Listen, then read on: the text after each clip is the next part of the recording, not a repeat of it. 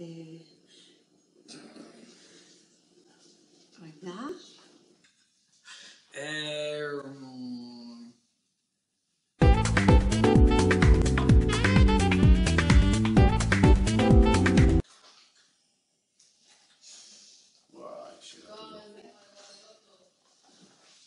שתיים. אוקיי, סבבה. אני לא ידעתי שיש מספרים. חשבתי שנגמר המספרים. י"ב 3. אוקיי, איזה י"ב את? וואי. אחד. אין לי מושג איזה י"ב אני, סליחה. אני במגמת אומנות. מגמה, יותר נכון. מגמה? אני חושבת מדעי. מחשבים וספרות.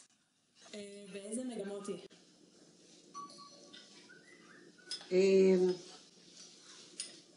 רגע. מחשבים.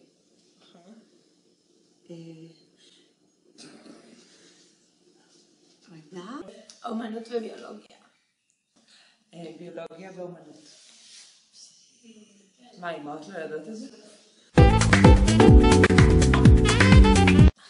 זה בכניסה לבית ספר, זה כזה, הכניסה, יש שם כזה ספסלים משיש, והכל זה משיש שחור. זה איך שנכנסים בכניסה לאולפנה, יש שם כאלה כיסאות וקיר כזה שחור, שם זה השחורים. מה זה השחורים? זה מה שמוציא מהאף? אוקיי. כן, אני צודק? אז זה לא השתנה ב-40 שנה האחרונות. תאר את השחורים. תסבירי את השאלה. השחורים בבית ספר. תאר איך הם נראים. לא, באמת שלא הבנתי את השאלה.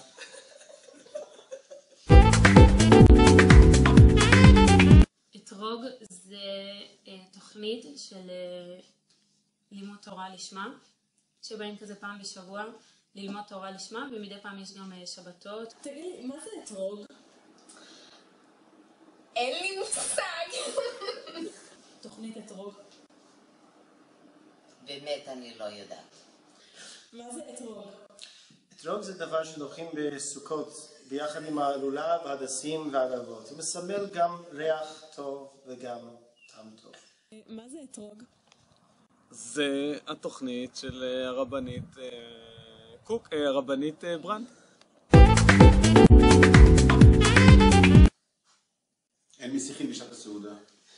מה הכלל הכי חשוב בחדר אוכל של נווה חנה? להיזהר. ממה? מהאוכל בטוח. הכלל הכי חשוב בחדר אוכל.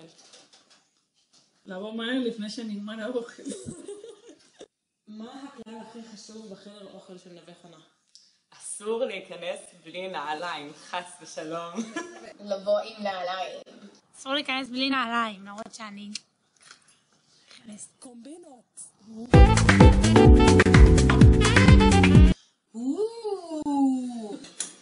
וואי, מה?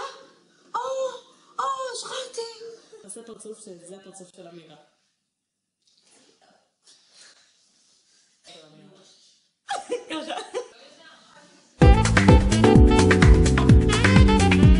מ-300?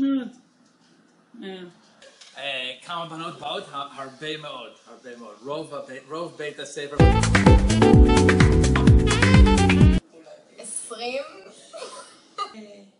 20-30 בנות. כמה באות בערך לתפילה בשחורים? 2.5. חירות זו אחריות. חירות זו אחריות. כבר אמרתי. חירות זו אחריות.